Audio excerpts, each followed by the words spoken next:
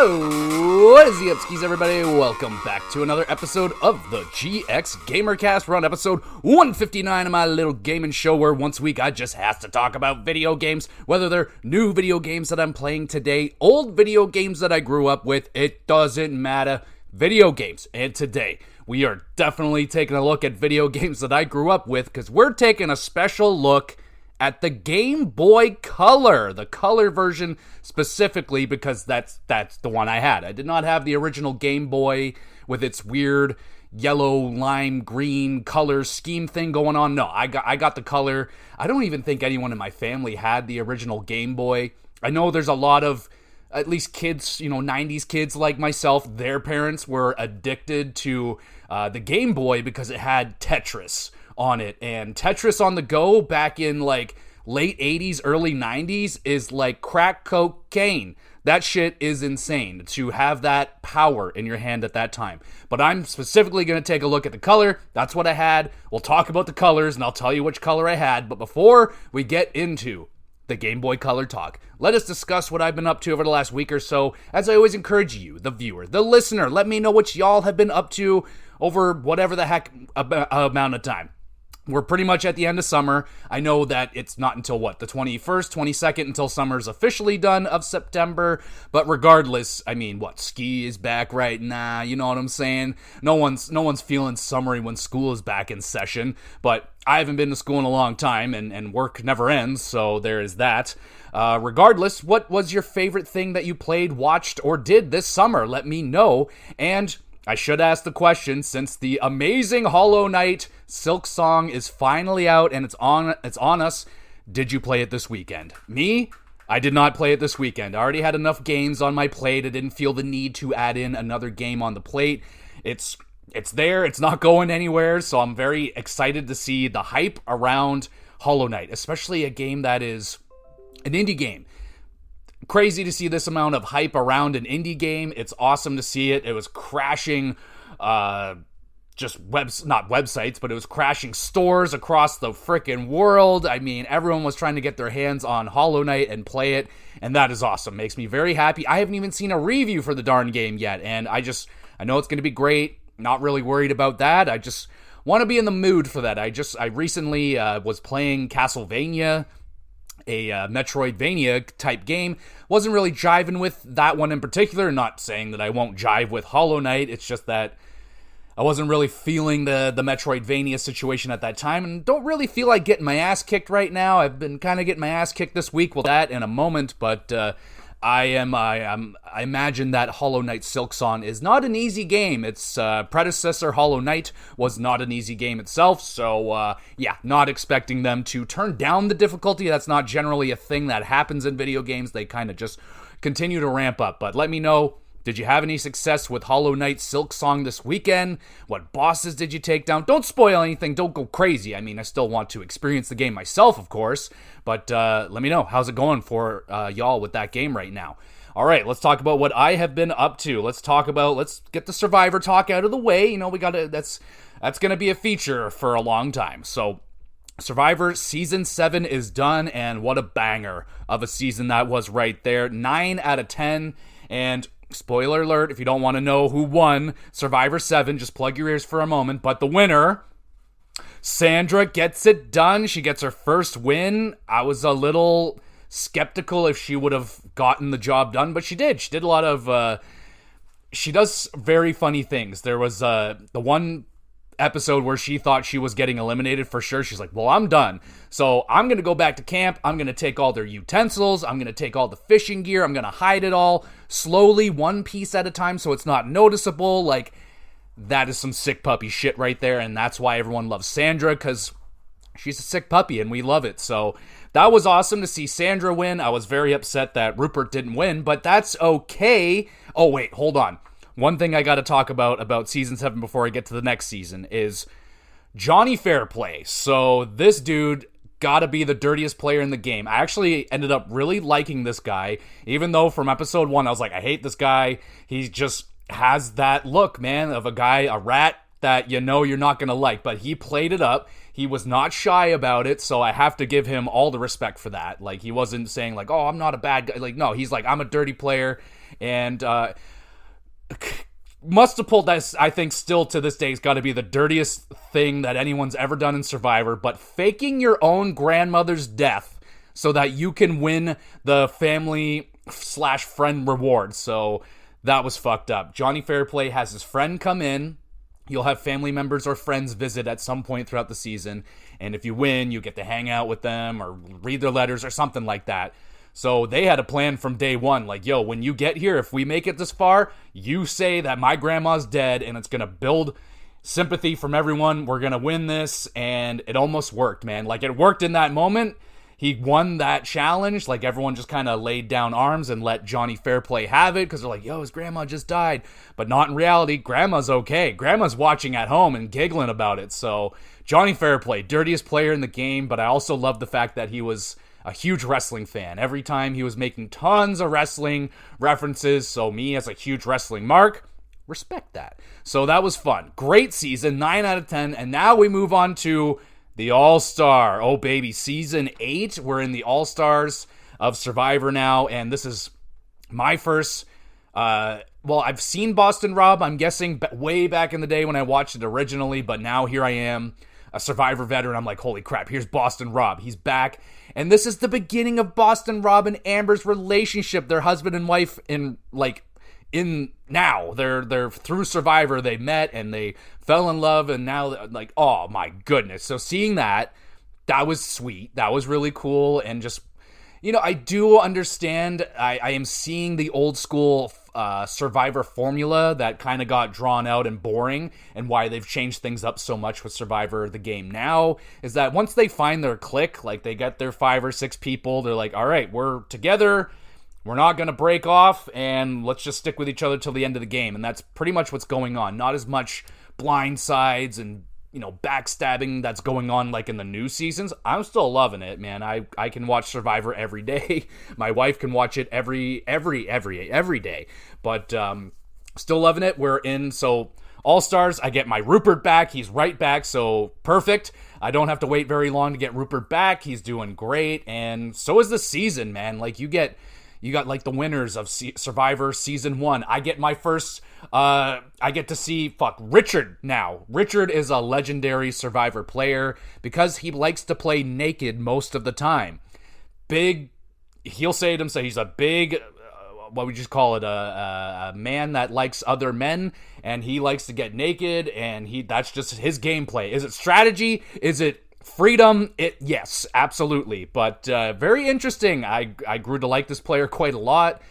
Sadly, got eliminated already, but very, very interesting character for sure. I don't know how I would handle if I ever made it onto Survivor and I just happened to be on a season with Richard, how I would do watching the big naked man walk around. I guess you get used to it after a while. It seemed like everybody else was used to it. But there was a situation that happened with Richard while he was naked where he kind of rubbed up on a female competitor and some shit got weird, but he got eliminated already, so shit didn't hit the fan as big as it could have. But this is like, my 3rd or 4th season now that I've watched from the early days, and this is the 2nd time we've had sexual assault on the show, and not a lot came out of it. So, like, if this shit happened on the Survivor of today, oh my goodness, there would be so much shit hitting that fan, it'd be crazy. So yeah. Anyway, still loving Survivor. Let's talk a little bit of wrestling. So I got through Clash in Paris, and I thought it was a great pay-per-view. Little slow at the beginning.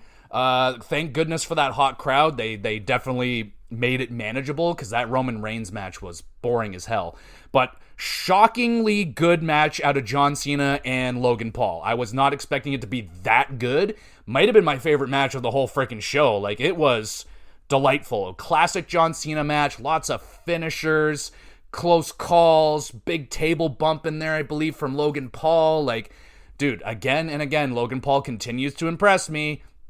I'm not even obvious. I'm always impressed. I'm not shocked anymore. Like, when Logan Paul puts on a great match with somebody, I'm like, yeah, dude, like, he's very, very good, and knocked it out of the park again with John Cena. And to be on that tour, you know, to be one of the wrestlers that he fights along that retirement tour, that's going to be huge, man. So big ups for Logan Paul. I still don't really like anything else that he's doing, but I have enjoyed his involvement with the WWE. Great match right there.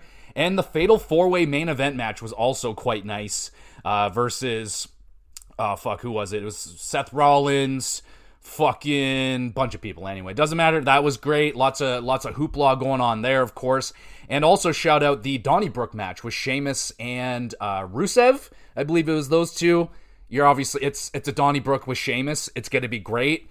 Doesn't really matter what opponent he has, but, you know, Rusev hasn't had a great comeback to the WWE. It's been a little bit of a wet fart. Sheamus trying everything that he can to get that spark back again underneath Rusev, back to the Rusev Day stuff, but I think those days are long gone, man. They blew it with Rusev. The guy was over like Rover. They didn't want to pursue the Rusev Day thing that much. They gave him one title shot, he lost, and then that was it. So, and then he goes to AEW, doesn't really do anything there. Now he's back in WWE, and he's just kind of there. So anyway, it was a great pay-per-view. I'd hit it with an 8 out of 10 for Clash in Paris. If you watched it, let me know what you thought about it and what your favorite matches were.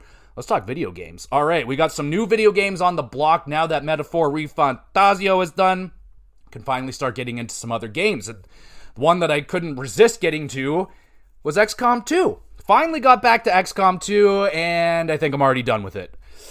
Not that I'm not enjoying it, it's just this game is kicking my ass, and I don't think I cannot get through it any further it's just too hard. I don't know how the hell I got through it initially. I'm playing it on like an easy, I started on normal, already turned the difficulty down to like easy mode, I'm still getting dominated. I don't know what's going on.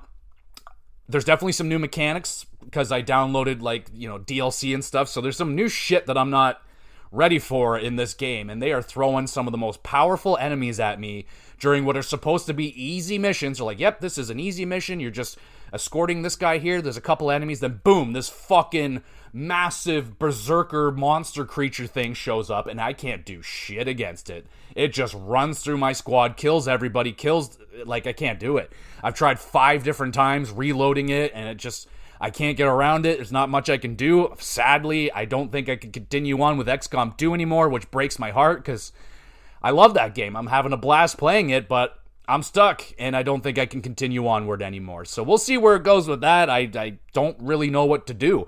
I'm stuck, so we'll see if I can get unstuck. Hopefully I can. That would be great. Other than that, still playing Planet Zoo. Just finished off playing it just a moment ago, and I was having a lot of fun. Still, the scenarios are getting tricky. You know, again, it's kind of the same thing. They give you a small zoo and just a laundry list of things to do. They're like, yo, so the one I just did, they're like, yo, you can't fire any of your staff, and you got to make them happy. And of course, they're all pissed off. So you got to fix that, fixed all that. And then they're like, oh, you got to fucking get these orangutans and you gotta make them fuck. And I was like, well, they won't fuck, so I don't know what to do. So, and then they kept fucking, but they wouldn't fuck enough to get a baby, and I needed a baby. Then the cheetahs needed to do the same thing. They needed to fuck. One of them died because it took too long, and now I can't afford to get another one, so I don't think I can get 3 stars on that one. I think I'm just gonna, like, not worry about getting 3 stars on all these zoos, because they're fucking tricky so far. I don't think I've gotten 3 stars on a zoo in a while here, but I'm having fun. That's all that really matters. And, continuing on with Planet Zoo.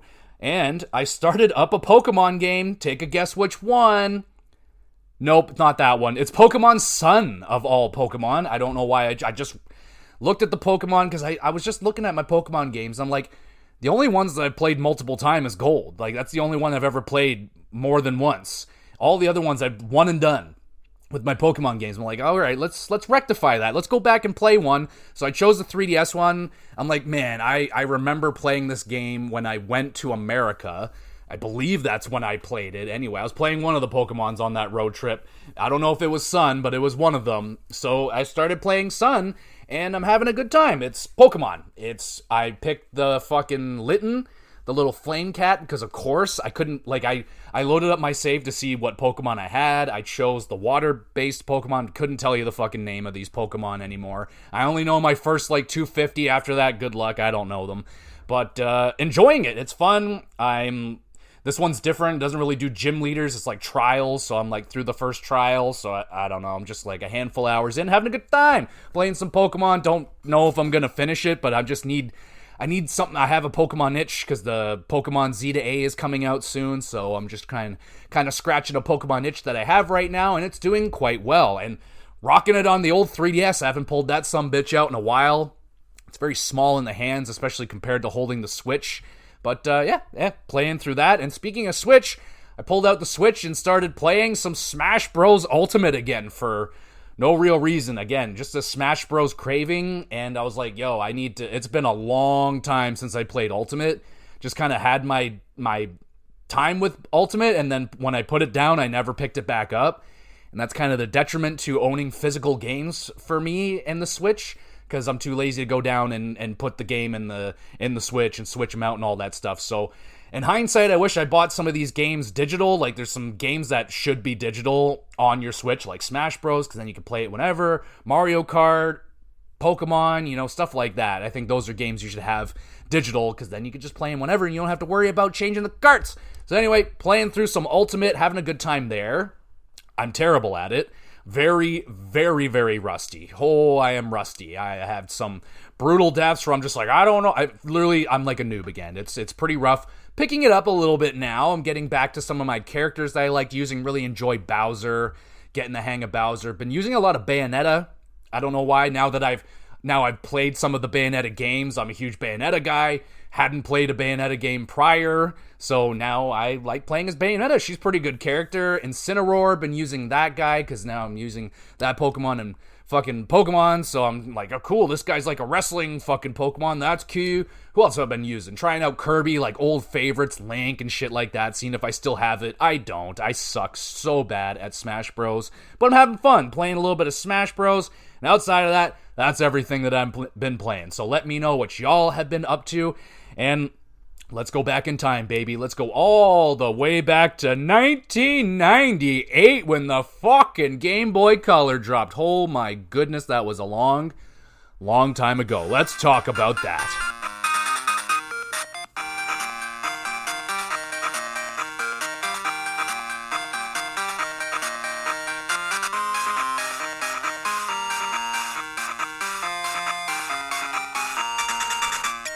Holy jumping. Just listening to some of these old soundtracks, I kind of feel bad for my grandma and my parents that had to listen to, because I definitely didn't, leave the volume turned all the way down when I was using this thing as a kid. Probably thought the music was amazing on these things back in the day, but is it ever making my ears bleed a little bit listening to some of this stuff? So apologies for the music, but hey, that's what we were working with back in 1998 when the Game Boy Color dropped on the market. Oh man, so I don't really know what the hell else was out at the time. I don't know if they had the Sega Game Gear. I think that was probably dead. I don't know. Don't really know about any of those other handhelds. I'm a pretty narrow-minded handheld user. I've talked about it a few times, but pretty much I owned a lot of the Nintendo handhelds, but pretty much only bought them for Pokemon games.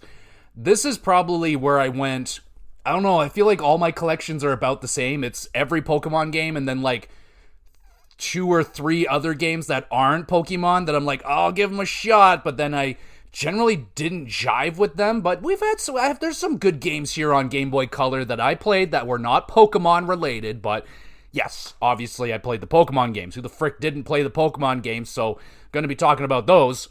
But I have an in-depth, I don't think I've done it twice, but I've done it at least once. I've talked about Heart Gold and Soul Silver. It's one of the earliest episodes too, so go all the way back. All those episodes are great to listen to. They age like a fine wine. You can listen to them anytime, wherever, whenever, however, all that great stuff. So I have a full in-depth episode. So I'm not going to go like crazy in-depth when I talk about Pokemon like I did in that episode, just, so I don't waste everybody's time here again, so like I am doing right at this exact moment. So let's talk about the Game Boy freaking Color.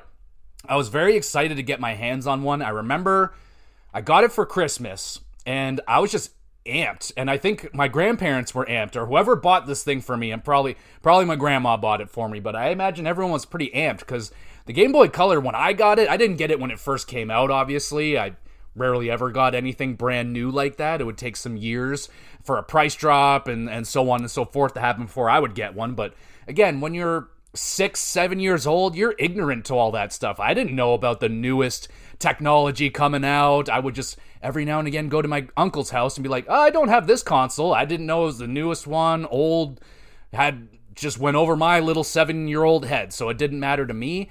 But what kind of mattered, I did remember I probably played an original GameCube or a Game Boy a couple of times, and I remember just not liking the graphics on it. I was like, oh, this is kind of ugly, hard to see, hard to hear, and I definitely was all about the Game Boy Color. When they added color to that sumbitch, I was like, ooh, it looks so nice, and I still think it looks pretty decent. I was looking up some gameplay for some of the old games that I played back in the day, and I'm like, sure, it's fine. Like, sprites are fine with me, man. Like, if it's 8-bit, 16-bit, doesn't really matter. I doubt the Game Boy was rocking 16-bit. I think it was more of the 8-bit, kind of like a handheld Nintendo system. Old, like NES, Nintendo Entertainment System, the old sumbitch from the 80s. So, I grew up with one of those too, and the fact that I can have kind of a lighter version of that on the go, and, to have that in the late 80s, early 90s, whenever that all came out and shit, is incredible. Absolutely insane. And look at the impact that it's made. Handhelds are kind of king of the market right now, are they not? Like, look at what Switch has done, innovating that handheld console situation. Now handhelds are pretty much leveled up to their own console level. We finally arrived. Back in the day, man, like, we've come a long way with handhelds. Now these things are so powerful. They're mini, like, they're as powerful as, like, some of them are like, PS4, small PS5 level power in these things. It's absolutely sensational how far I have come as a gamer with handhelds alone. I started, shoving 4 batteries in the back of these things and not being able to see with the terrible backlighting and all that shit. Like, wow. We have come so far in terms of handheld gaming, and we still have, like, there's a lot of room. I feel like we're just getting into it now, where it's like, okay, it's playable. We can play, like, console level games on the go now, like, with decent battery life, and, like, yeah, I think we're here, man. Like, yeah, it's gonna get better, but this is the kind of shit we were talking about when we were kids. Like, oh, just imagine playing PS2 games. Like, we're doing that now. We're doing beyond that, way beyond PS2 games on the go now. So, but anyway, that's not where we're at. We're back here where we're playing, Nintendo. I wouldn't even say Super Nintendo level games on the go. But regardless, super cool. And of course, Pokemon. Pokemon was a craze, especially at this time for me as a child. I remember getting into Pokemon very young. Like, some of my earliest core memories were my first Pokemon card pack. I remember my first Pokemon card. It was a Charmander, and I remember flipping the fuck out because my sister did not give me the Charmeleon card. She gave the Charmeleon to my friend, and I was just like, lost my mind. Absolutely lost my mind. In hindsight, Charmander's the better Pokemon. It's cuter. It's all that. But, back in the day, you just see, it's got higher numbers, it's bigger, it's badder looking, it's cooler looking, and I get, anyway. So yeah, just being a baby about it, but Pokemon has been there since pretty much the lights have turned on, man. I remember Pokemon cards and getting fake Pokemon cards and just watching the Pokemon TV show. Oh my goodness. And seeing the Pokemon game on the Game Boy Color, and I imagine they were marketing that very hard, especially on my YTV and Teletoon and all that shit. They were marketing that shit very hard. Come out, get a Game Boy Color and pick a color, get Pokemon Blue or Pokemon Red, all that crazy stuff. So that is awesome. So 1998 is when this crazy thing came out, and it came out, I don't know what color it originally came out in, but it came out in a lot of colors. So we're going to go through all the colors right now. We're going to rank them. I'm not going to rank them in order. I'm just going to say the color. I'm going to rank it on a letter ranking. And I'm sorry, this is going to, whatever one that you owned and I didn't give it the letter that you want, I'm sorry. But they're all going to be good. I think they're all pretty good looking things. So let's start off with the one that I had. To take a guess, which one do you think I had? Let me see how many there are. 1, 2, 3, 4, 5, 6, 7... 8, 9, 10, I think, different kinds of ones. Anyway, did you pick? I had the lime green one. Very original, I know. I think a lot of people had the lime green one. I don't know why I picked lime green. If there was a blue option, I believe there was. I'm a little shocked that I've always been a blue guy. Always picked the color blue, like the color blue. Toronto Maple Leafs, they're blue. Yeah, I don't know. Blue's always been my color, so I'm a little surprised I didn't. I don't know why I chose the lime green. It definitely pops like that neon green, man. It's definitely an attractive color. I liked it. That's why I picked it. And that's the one I had. My sister, she had the turquoise one. Very good color. But to rank the green one, lime green, since it's the one that I owned, would I pick it again today? That's a good question. That's a very good question. Probably not. I would probably go with a blue one if they had that. I don't know what berry is. That's probably blue, but I would probably go with that. But lime green, I think it's a classic. It's the version of the Game Boy that I think of whenever I think about the Game Boy Color. It's the lime green one, so A. It's going to get an A from me. Now we go to turquoise, my wife's favorite color, so I need to be careful right here. Don't think she listens to these, and she's not here right now, so she can't hear me. But turquoise, the version of it, it's a little bit of a darker turquoise. Not my favorite. Very 90s color. I would have preferred it to pop a little more in a brighter version. So with that being said, I'm going to go with a classic B on that one, the turquoise color. Now we have yellow. Straight yellow. Not the Pokemon version, just straight up yellow, which I actually kind of dig. I don't know what is going on in my 30s. I've really become a fan of the color yellow. Got this yellow sweater that I'm a big fan of, and I don't know what's going on, but yellow has definitely a new situation in my life right now. I've definitely a new look on the color yellow. I like it. Would I take? I don't know. They're pretty sharp looking, I think, as well. The nice sharp yellow, it pops. I will give it an A as well. I think yellow is very nice, pops. Now we got the Pokemon yellow. So I think the big difference here is that you got a Pikachu on the front of it. The back, I believe, is blue, and the front is yellow. If I'm mistaken, I apologize, but I believe that's the one that my uncle had, and yeah, he had the cool Pokemon Yellow and all that shit, so yeah, he always had cool versions of consoles. He also had the black PlayStation 1, I remember that very vividly. I don't know how he got that thing, but it was badass. Regardless, he had the Pokemon Yellow. It's great. It's a little gimmicky, you know. I'm not a big fan of the Pikachu on the front, so I'll go with a B. I think it's still really good. You got the clear purple. Now this one's cool because you get to see the insides, and if you're all about that, you like that kind of stuff, you like circuitry, you like fucking soldering and all that shit. I hate soldering. I hate it with a passion. I drank a lot of coffee, so I got jittery hands, and I just did not do well in soldering in ski, but it's fine. I'll give it like a C+. Not one I would go after. I do like the fact that it is kind of purple. It's not like clear as far as I can tell. Kind of more of a purple one to me. But it's good. I like the idea of it. We got clear Japan only. So that one is clear. So it's not purple in tinge. That one's like you can see through it more clearly. It's Japan only. So that's a negative. Yeah, hey, I want everybody to have access to all of them. But it's fine. I'll give it a C. Then you have the black clear Mario. Don't really know what that one is, but sounds really cool. Black's always a cool color. They really like the clear thing going on here. I don't know why there's so many clear options, but I'll go with a B as well. And then you got purple. Love purple. Does it work the best as a Game Boy Color? Again, it's kind of dark. It's a dark version of purple, which I prefer. When I do purple, I prefer it to be dark, but I don't know. I think a brighter purple might have worked better, like a pastel purple for the Game Boy Color. But again, I like dark purple. So I'm going to go with an A for purple. I don't think I've ever seen a purple one out in the wild. And then we got berry. Not sure what berry is. I can't remember if that was like kind of a pink berry or if it was a blue version. I would love a blue Game Boy Color. There's got to be a blue one, right? Like, geez. Anyway, blue would be S rank. I would love a blue one. And then we have the berry. I'm just going to go off it as I'm thinking it's like I can't remember if it was a lighter pinky color or a darker, almost maroony kind of pink. But regardless, I like that color. It's getting an A. All right, so that's all the ones. Let me know what color that you had growing up. And we can get to accessories up next.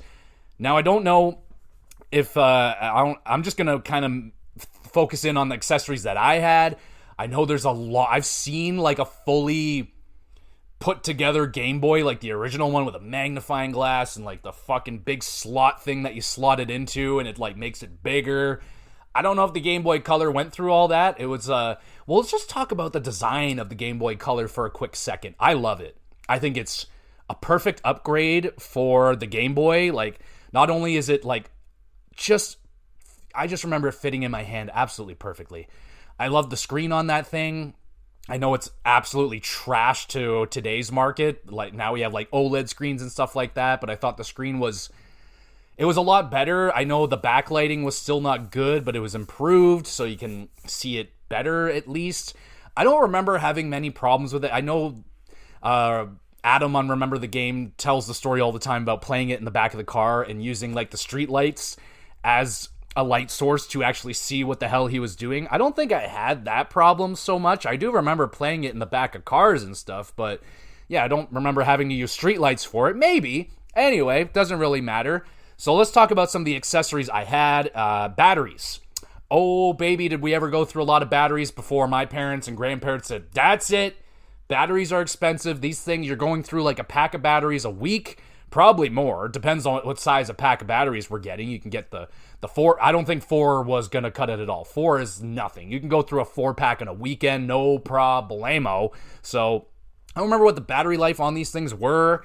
I remember them being fine. Like, obviously my parents hated it because batteries are expensive, man. You got to get the good ones. Couldn't go to the dollar store. Like, we did that. Like, we would go to the dollar store, get a dollar store brand freaking battery pack, and then you bring it home and you're going right back out because that thing's maybe got an hour in it at best, maybe 2 hours if you get lucky. And yeah, so you got to get the Duracell, the Energizer. Sponsor me, please, if you want to. That'd be so sick. For some reason, I don't know why. I mean, hey, it's electronics, so batteries, why not sponsor a gaming podcast? That'd be sick. I'm all about it. I'll do it. I use these batteries. So, but yeah, I used especially a lot of them. If I had to pick one, I think Duracells were always the better one over the Energizer. I remember I switched to Energizer because they had rechargeable batteries, which was huge. Like, that was not a thing. And then when they were a thing, they were fucking expensive. I feel like they're still really expensive, but I still have my Energizer rechargeable batteries. So that's just, it's a good investment. Good investment. Regardless, batteries were a huge thing for handheld gaming. I forget if it took 2 or 4.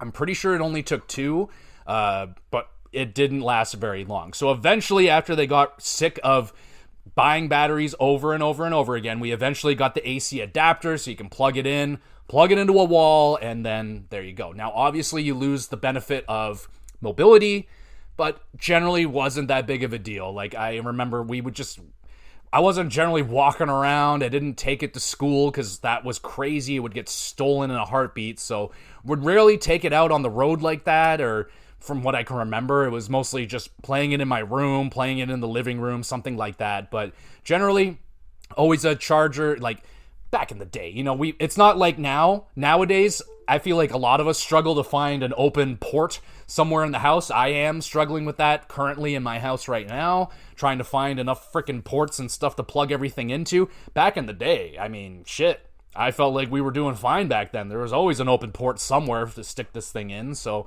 didn't really have a problem with that.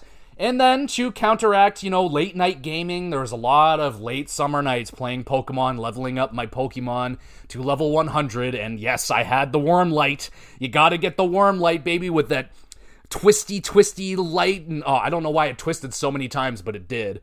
Very simple. It would just plug into the side of your Game Boy, wrap around it, and then just this little fucking light. Was it great? No. Did it work? Enough. Yeah, I'd say it worked enough. It got the job done, that's for sure. I definitely allowed me to game in the dark. It allowed me to play at nighttime. Allowed me to, sneak up late and stay up late and hide under my bed sheets playing Pokemon with my Worm Light. Oh, fuck yeah. I had that. That's for sure. Also had the Rumble Pack. Almost forgot about the Rumble Pack, but I was like, oh yeah. Freaking, I'm pretty sure with Pokemon Pinball, it was built into the game cart. So that's really cool. Made it a little heavier, but whatever, man. You get this little rumble feature, which I was used to, and, I like that in my DualSense and all that shit. So, yeah, I had the Rumble Pack.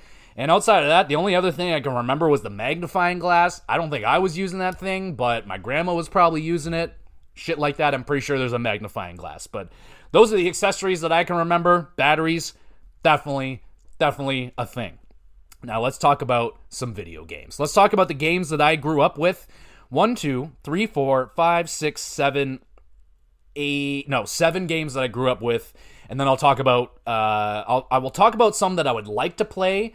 Mostly going to focus on the ones that are available on Nintendo Switch Online, because outside of that, I don't think I have any appetite to go out tracking down Game Boy Color / Game Boy games. I don't think there's any of them that tickle my pickle so much that I am willing to go out and try and hunt them down and pay prices that I probably don't want to pay for them anyway.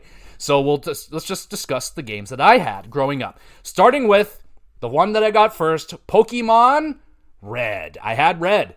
So I didn't start with Gold, even though Gold is my gold standard for Pokemon games and always will be, always has been, and I don't think anyone's going to knock it off that pedestal. And how I feel about Pokemon Gold and Soul Silver or whatever the heck, doesn't matter. I love those games. But I did start on Pokemon Red. I played it and I liked it. It wasn't that I hate that game. I just didn't finish it.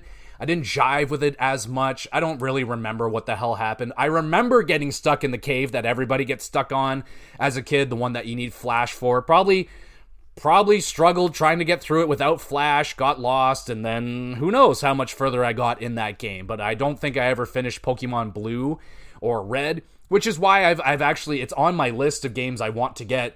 And I do want to actually get the Switch version, the Let's Go Pikachu and Eevee. I believe those are remakes of Red and Blue, if I'm not mistaken. There might be some obviously they added in some shit, but I'm pretty sure that's what those games have remade, and I've actually never technically gone through them, so it would be cool. I am kind of waiting, hoping that we're going to get some sort of Pokemon collection announcement, or fingers crossed, they're going to finally announce some Pokemon games for the online stuff. You know, I think that's wishful thinking for them to put it out on there for free-ish, but I imagine they're going to release it on a collection, full price, and here's your Pokemon.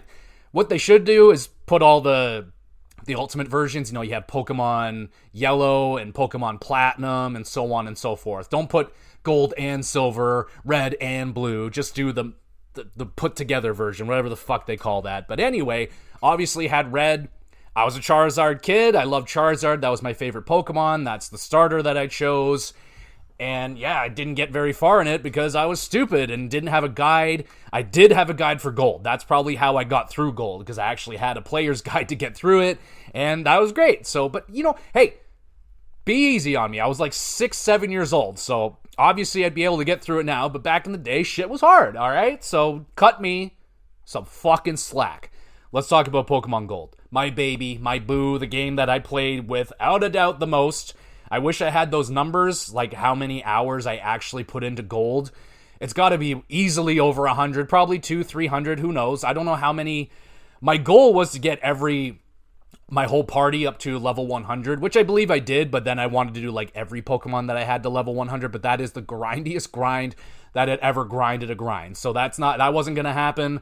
I remember vividly grinding, getting these Pokemon up to level 100 and how long it takes, and just, yeah, definitely not something I ever want to do again. And that's what I used to do with the games. When the first two, Red and Gold, I would just level them up to 100. That's what I wanted to do. It wasn't about collecting them, just wanted to make them the most powerful as possible for no reason. Just so I can be the most powerful. I didn't like battle anybody with them. I would just take on the Elite Four over and over and over again. But Pokemon Gold still to this day is the gold standard for Pokemon games. It's not only is it Pokemon Gold, but it also gives you the whole entirety of what you would have gotten in Blue and Red. So technically, yes, I played them, but through Gold and Silver, because once you beat that region, they're like, oh, hey, here's the previous region. You can just go through it. Like, oh my God, that blew us away as kids back in the day. I was like, holy shit, this is the ultimate. I don't need any other game in my life ever again. You know, that's kind of crazy shit we would say as kids, but holy crap. Gold is the best. My guy was Typhlosion, Cyndaquil, whatever the hell, Quilava, whatever the hell you want to call it. I was the fire guy, but I really I like all three of those starters. I remember my sister was a big on Chikorita. She loved Chikorita. I know there's hate on Chikorita. Just, and that the whole evolution magnum, whatever the fuck it's called, Bayleaf. I know there's hatred on that one because it's like not the strongest of the three, and like what the fuck ever. It's still, I'm all about design, and I think Magnum, even though its name is kind of shitty, looks awesome. It's just like fucking dinosaur tree thing, like, oh fuck yeah. And then Feraligatr might be one of the coolest Pokemon they have ever designed, like so freaking cool. And then Typhlosion, bro. Not only is it badass, but it's also cute. I don't know how you can pull that off, being cute and badass at the same time. Very tricky, but they did it. They did it with Typhlosion, and then Cyndaquil is one of the cutest things I've ever seen. Come on now. I love those Pokemon. Catching Ho-Oh. That was one of my all-time moments as a gamer, as a kid, was catching that fucking Pokemon. And yes, I used the Master Ball on it. I'm pretty sure that's what my player guide told me to do, and I did it. And no, I did not capture all the Pokemon. Never did that. I will tell the story again. I hate telling the story, but I have to. I'm so sorry to my sister Kaylee, but she was also huge on Pokemon back in the day, just like me. We were, connected at the hip with Pokemon. We collected the cards together, watched the show together, we played the games together, traded Pokemon together. Our love of Pokemon is like our strongest bond growing up together. So, I still feel for her to this day. I still feel bad, but she was bound and determined to collect them all, damn it. And she was so fucking close. She had 3 left. I'll never forget it. She had 3 left. Which 3? I don't know, but she had 3 left. And then her file got erased. Yeah. So she was devastated. I was mad for her. Like, I was devastated for her just because I knew how much time she put. She put as much time into that game. Probably she might have played that game more than me, which is saying something. My sister was never the biggest gamer, but when she gets addicted to something, she plays the shit out of it. So, she played the shit out of the Silver, and to be there and to witness that, one of the biggest tragedies of my family. It's devastating. It's a dark times, but I imagine there's a few of you out there that have experienced this yourselves. Technically, I did it to myself this week. I had to delete my Pokemon Sun file because Pokemon only allow you to have one save on the game. It's so stupid. They still don't have that fixed. But yeah, I had to delete it. And I was like, whatever, I haven't played this in like fucking 15 years. So yeah, I was never going to come back to it, whatever. So, but I did have that I even had to look it up how to do it. Because now they have like safe locks. Like, you got to press like 3 buttons and like hold it and before they'll even let you. And then there's like 3 warnings. Like, are you sure? Are you sure? Because no one wants that to happen to a family member or a friend or anything. Even an enemy. Well, maybe an enemy. Depends how much of an enemy they are and how much you piss me off. But yeah, Pokemon, of course I played those games growing up. Let's try and talk about some games that aren't Pokemon with Pokemon Pinball. Aw, damn it! It's a Pokemon game, but it's pinball, right? So it's a little bit different. Pretty straightforward. It's actually a really cool concept where you're playing pinball, and then like a Pokemon will arrive. Like, there's a fucking Pikachu on the board. Try and catch it. And then you got to hit the Pokemon with the ball, which is a Pokeball. Really cool, man. And then you're catching the Pokemon that way. That's all I can really remember about it. It was technically my sister's game, but she would let me play it every now and again. So that was pretty key. Pokemon Pinball was a good time. Why? There probably is another Pokemon Pinball, but it's probably lame. So anyway. All right, let's talk about Dragon Ball Z. Holy crap. So this unlocked like a core memory for me. Looking up this game, I knew I played a Dragon Ball Z game, but I had no idea what the hell it was called. And I looked it up, found it, and I love it. Every time I see the box art, I'm like, it just clicks. I'm just like, yes, that's the game I grew up with. Like, as long as, if I get that visual, I'll know that's the one that I had. And the game that I had was Dragon Ball Z Legendary Super Warriors. Oh, yeah. Now, that's a name right there. Actually, a really cool game. It's actually a card game, which I doubt I knew when I got this. I have no idea. I was a huge Dragon Ball Z kid, so my grandma probably saw Dragon Ball Z, grabbed it, bought it, boom, there you go, kiddo, shut the fuck up and play this. And I loved the game. I just couldn't get through it. It was very, very hard. It's probably super easy to get through now, but I just remember getting stuck on the Ginyu Force back in the day. It was always the Ginyu Force, and they're hard. You got to fight all the Ginyu Force guys. So a classic Dragon Ball Z game. It starts at the beginning of Dragon Ball Z where you're fucking playing as baby Gohan. You got to fight Raditz and Vegeta, and then you're moving your way onto the Ginyu Force, and that's as far as I got.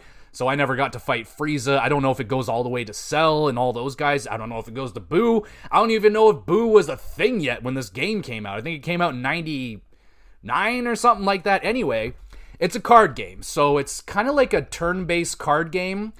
You take turns, you draw a hand of cards, and they allow you to do moves. How you do, I forget. I think you might have to have, like, kind of, it's like a trading card game. It's kind of like Pokemon, but with Dragon Ball Z guys. You're like, all right, I drew Krillin's fucking disc thing, but I need to power it up, so I need this power-up card, and then you power it up, and it takes a turn, and then so on and so forth. I just remember I could not get through the Ginyu Force, but I would not mind playing this game. Like, if it happened to drop on the Nintendo Switch Online, I would totally boot it up just to see, like, what was going on and see if I can get through the game, obviously, because I did enjoy it. I love card games now, so I think it'd be something that I'd actually jive with if it came out today. Has there been more games in this series? I have no fucking idea, but I remember jiving with this game, just could not get past the Ginyu Force. God damn Ginyu Force. All right, let's get to the next game. It's a game that got stolen from me. Very sad news. And for some reason, it's always Yu-Gi-Oh games that get stolen from me.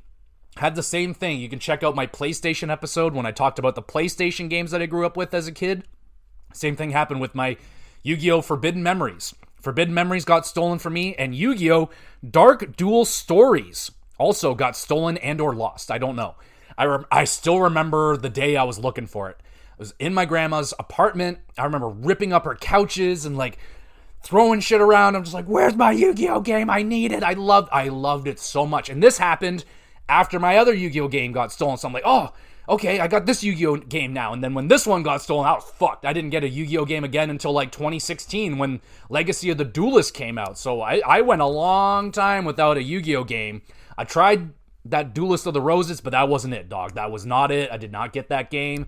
I have no idea what to do in that game. Not going to talk about it anymore, but I really enjoyed this game. Very similar to, it's basically Forbidden Memories, but on the go. You battle fucking Yu-Gi-Oh cards. I'm pretty sure you can do the same thing. Like I probably had Yu-Gi-Oh cards at this time, and you can put in the code on the Yu-Gi-Oh card and actually put that card in your game. And I had badass cards, bro. So I'm like, yo, I got like, here's a bunch of blue eyes. Here's a red eyes black dragon and all that shit. Time Wizard and all that shit. I love Joey. Joey Wheeler is one of the all-time characters, man. That guy is unfucking believable. Shout out Joey Wheeler. And shout out Yu-Gi-Oh! Dark Duel Stories. If I do remember, I think you got 3 cards, like bonus cards, when you bought this game. And I think they were the Mech Warrior dudes. I love those cards. It didn't come with the fully put together mech dude who was like a super badass card. I ended up getting that card later in life, but still, free Yu-Gi-Oh cards, which was a double bonus for me at the time, because obviously I was asking my grandparents and parents to buy me Yu-Gi-Oh cards and video games, so when I can combine the two, I'm like, hey, I get free Yu-Gi-Oh cards if you buy me this game. They're like, well, I just can't resist that deal. I'm like, yes! So that shit was awesome. That shit was cool. Loved playing this Yu-Gi-Oh game. It was a lot of fun. Now we're getting down to the weird shit. I've talked about Hamtaro before on this podcast. I know I have. And I had the Hamtaro video game called Ham Hams Unite. Does anybody remember Hamtaro? Used to play on Teletoon about hamsters. I was a big hamster guy. I had 3 hamsters growing up. I personally had 3. My sister took care of 2.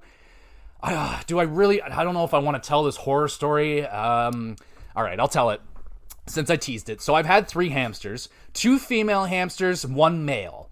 Now, if you're looking into getting hamsters, let me just tell you this horror story before you do it. This revolves around the male hamster that I had. The females were fine. I had 2 beautiful, healthy female hamsters. There is a horror story with that one as well, and I guess I will tell it as well. But first, let's talk about Toby. Toby was my male hamster, and I only had him for about 10 days before he ate himself alive. Yeah, and I witnessed it. I shit you, I witnessed him do it. So, just sitting there watching Toby be Toby, he's cleaning himself. All of a sudden, he takes a big old chunk out of himself. in his private region. Took a big old bite out of himself. He's bleeding. It's a bad situation. I take this hamster back. I'm freaking out. Take it to my dad. My dad's freaking out. He's like, I want a refund right now. All he's worried about is a refund for a $7 hamster. All right? I'm worried about the life and safety of this creature. I want to save it. I want to save this creature. So we take it back to the pet store. I show it to the freaking pet store person. They are freaked out. They're like, what is going on with this hamster? There's blood everywhere. I remember I dropped the poor hamster in the mall and it was running around. It was just an awful situation. Anyway, they're just like, we can't do anything. Like, we'll take this hamster, but like, there's nothing we can do to save it. There's nothing we can do. I'm sorry. So my dad's freaking out because he's like, I want a refund. I had this hamster for 10 days. Yada, yada, yada. Give me a new hamster. They're like, sir, absolutely not. Pay $7 and get a new one. So we paid $7, got another one. And that, oh my God, this is the life I live. My dad was not the best person. So this third hamster that I had, called Munchkin, version 2, I decided to call my female hamsters Munchkin. Is there a better name for a hamster than Munchkin? So Munchkin was living too long. Normally hamsters live about 2, maybe 3 years. This one was like 3.5 years going strong. And apparently my dad took that as, I'm bored with the creature, and he released it into the wild. Actually, the wild is the backyard. I woke up one morning, went to my hamster, it was gone. I was like, where's Munchkin? And my dad said, I let it go. And I rightfully freaked the fuck out and said, what the hell are you talking about? And he said, you didn't love it no more. That's my father, ladies and gentlemen. So there we go. If you're a parent listening to this for some reason, think about this when you want to think about getting a hamster. They're great. Anyway, Hamtaro. Oh, yeah. Cartoon hamsters with their own weird speaking, their hiff and huff or whatever the fuck they used to talk about. I played this game. I remember so we actually had a tradition. On Christmas Eve, you get to open one gift. You can choose one gift from under the tree. And you can dick around with the present. You can shake them around. You can feel them. Can't open any of them. If you can only open one. So I chose the one that I was hoping was going to be Pokemon Gold. And I remember I opened it, and it was fucking Hamtaro, and I was like, what the fuck is this? Yeah, I liked the show, but I was like, I didn't know I needed the game, and the game was like, whatever. It was like kind of a puzzle game. You're going around, I think you're trying to look for all the little hamsters. They're all spread out across this world, and you got to figure out what to do. I just remember getting stuck like every 5 minutes. I'd figure something out, get stuck, figure something out, get stuck, till I got stuck and couldn't go any further, and that was it. I probably got like 30 minutes into that game, got stuck and didn't play it anymore because I was like, Pokemon, that's all I need, Pokemon. So yeah, I had Hamtaro, Ham's Adventure Time, Freak Out, whatever the hell it's called, Hams Unite. All right, so there's one more game that I actually owned, and that is Legend of Zelda Oracle of Seasons / Ages. I don't remember which one I had. My sister had one, I had the other one. I think I had Seasons. Pretty sure. But I played them both. My sister, we just interchanged.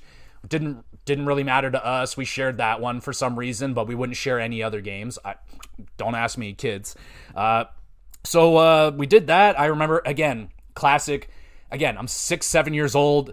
I remember getting to like the second boss. He was like a Tyrannosaurus looking thing. And I think it was a Dodongo. And I remember throwing bombs into its mouth. And I throw in dozens and dozens of bombs into its mouth. And no matter what I would do, it just wouldn't die. And that's as far as I got in that game. Not very far at all. It was very enjoyable though. That is a game that if they re-release it on the Switch Online, which they may have, I haven't checked in a long time, I would check that one out. That was actually a pretty cool game. I remember the music being pretty decent. Graphics were all right. Changing the seasons was pretty cool. Kind of like Ocarina of Time, where you're changing like from being a kid to being an adult. Kind of the same thing. You're changing it from like summer to winter and like new thing. You can do different shit in different seasons. So yeah, it's a really cool game. Just a little bit too advanced for like a 6-7 year old's mind. So it was a little bit too tricky. Some of those Legend of Zelda games, they got that fucking, I don't know what the hell to do going on with those games. I don't know the word for it. I can't find it, but I also had Legend of Zelda Oracle of Seasons / Ages, which was a very popular game. I think a lot of people owned it. Not a big deal. But yeah, those are all the games that I grew up with. I know it's not the biggest library, but that's how big a 6-7-year-old's Game Boy Color library would be. If I was an adult at the time, I'd probably have fucking 50 Game Boy Color games, and I'd be able to tell you a whole bunch more. But what we're going to do now, I'm going to take a look at the Game Boy / Game Boy Color games that are available on Nintendo Switch. We'll go through the library that they have, and I'll just go through the ones that I would like to play, or ones that I'm just not interested in. So we'll go through these quickly. Got Alleyway. No idea what that is. Alone in the Dark, The New Nightmare. What the hell is that doing on Game Boy Color? No real interest in playing that game, I feel safe to say. We got Baseball, just straight up, I think I'm good. Got Blaster Master Enemy Below. Never played a Blaster Master game. Got Burger Time Deluxe. I mean, if I was 50, I'd probably be interested. You got Castlevania Legends. I mean, again, I have much newer, better Castlevania games to play, especially handheld ones, so I'm good. You got the Donkey Kong. I think I just listened to a Remember the Game episode on this one, so I will put this one on my radar. If it's the one that I think they're talking about, it's like the puzzle game, I'd give it a shot. Then there's Donkey Kong Land, Donkey Kong Land 2, Donkey Kong Land 3. I don't know if I have much interest in playing those games. Dr. Mario, I could see myself playing that, giving that a shot. I know people really like Dr. Mario. Game & Watch Gallery 3, I'm good. Got Gargoyle's Quest, I'm good. Gradius, The Interstellar Assault.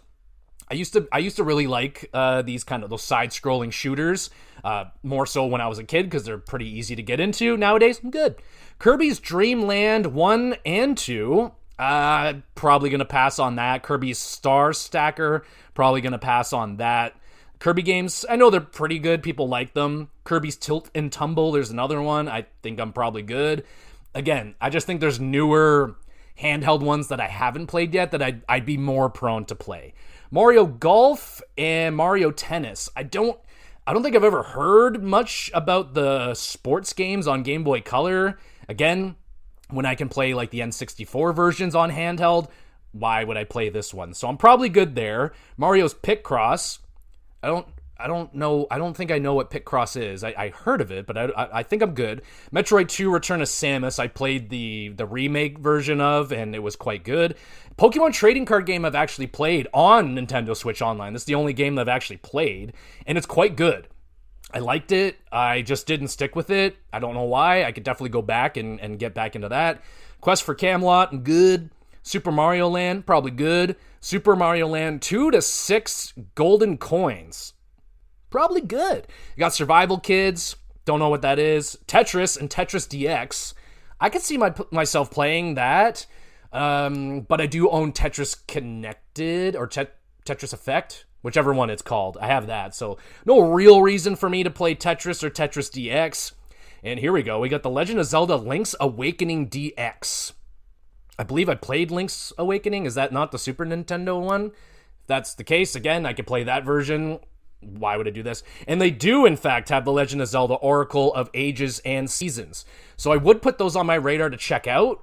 But again, I have like Spirit Tracks, Phantom Hourglass. I still haven't even tried those games. I've owned those forever, and I still haven't tried them. So, it's down on the list. It'd be way down there. Sort of Hope, I'm good. And Wario Land 3, I've heard good things, so that'd be a maybe.